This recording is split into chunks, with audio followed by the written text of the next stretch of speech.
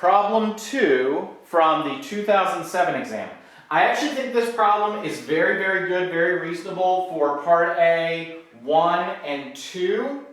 When it starts getting into 3, I actually make a note of it. This one really sucks. I think the math there gets absolutely out of control and I would avoid as much of it as humanly possible. That section is thankfully only worth 4 points and the rest of the problem is very straightforward. Okay.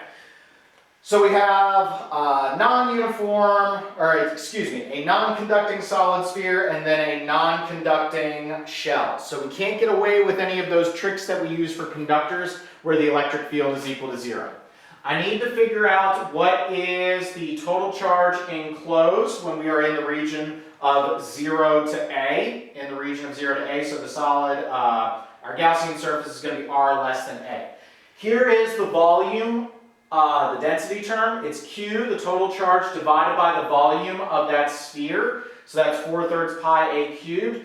I'm multiplying it by the volume of my Gaussian surface to figure out how much charge is enclosed.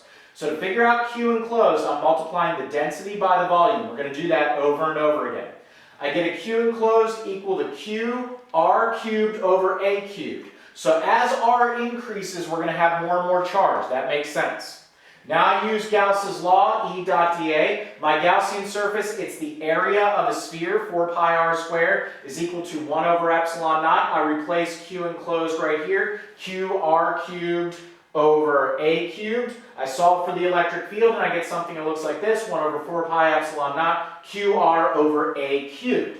That's pretty straightforward. Notice that I have a distance over a distance cubed right there. That's going to make a distance squared, so the units make sense on that, okay? Now, when you get outside of that spherical non-conductor, now it just behaves like a point charge. Very easy. So I have the total charge because I'm outside of the sphere, and so I use Gauss's law here, E times 4 pi r squared is equal to Q over epsilon naught. We get our electric field, as expected, is KQ over r squared. That one is really easy, guys. We just treat it like a point charge. Okay, this one sucks. Now we're going into the region of the non-conducting shell. So I have to figure out the density of that non-conducting shell. The density of this guy is going to be the charge over the difference in the volumes. The volume of the total shell, if it was a sphere, minus the hollowed out region, which has a radius of 2a. So it's 3a cubed right here and 2a cubed right there. You do the math on that and you get this 19 term down in there. Boy, doesn't that suck, okay?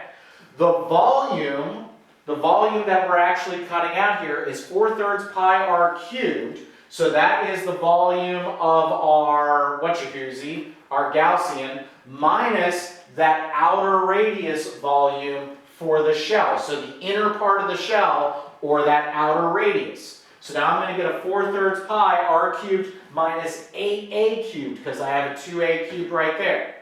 Now to figure out Q enclosed, I need to multiply the volume density, the density of charge that we found up here, multiplied by the volume that we have right here. And boy, howdy, do we get a mess right there. That is going to turn into an absolute mess. But notice what I'm doing. To figure out Q enclosed, I'm multiplying the density multiplied by the volume. Density we found here, volume we found right here. Dramatic pause on that one. Again, guys, I would have probably skipped this part because it just takes too much work. Now I can apply Gauss's law. We found Q enclosed from before. We still have 4 pi r squared here for the Gaussian surface. This is the simplified math here. 27 minus r cubed over a cubed, and we got a q over 19 term here. We bring the 4 pi r squared over, and now I have q over 76 pi epsilon naught r squared, 27 minus r cubed over a cubed. Guys, don't stress about that. You can get 11 out of 15 on this problem without worrying about that garbage. And if you set it up correctly, but don't worry about the algebra, you're still going to get the massive majority of the points. Okay, let's make life easy. Once we get outside the spherical shell, the sphere inside had a positive Q, the sphere outside had a negative Q, so once you're outside, according to Gauss's law, Q enclosed is now 0, so there is no electric field outside. There's no electric field outside. What is the electric potential at the outer surface of the spherical shell? R is equal to 3A. Okay, this is a little weird. If you just say that the electric field outside is 0, so therefore the potential equals 0, you would get, I believe, 1 point. You would only get 1 point for that. The next piece that they're looking for is that there's no electric potential at infinity. So if there's no electric potential at infinity, and then you brought a charge into the surface of that shell, that outer shell, and you have no electric field, then the electric potential must be 0. I personally think they're nitpicking a little bit here. I think it's enough to say that the electric field is 0, but they want you to include that the electric potential at infinity is 0, just to fully justify that the electric potential at the outer surface is 0. For figuring out the potential difference, Vx minus Vy, for going from x to y, I relied on the integral e dr. So that's going to be q over 4 pi epsilon naught r squared. With a minus sign, we're integrating from 2a to a. We get a minus q over 4 pi epsilon naught r in the denominator, evaluated from 2a to a. And we get something that looks like this, q over 8 pi epsilon naught a. This is the perfect example of a problem where I'm not expecting you guys to get everything on it. You just want to go for maximum points. I think if you walk away with an 8 or a 9 on this problem, I think you're well on your way to getting a 5. You don't want to stress too much if you get bamboozled by all the algebra or if you have a hard time on that final part of the problem.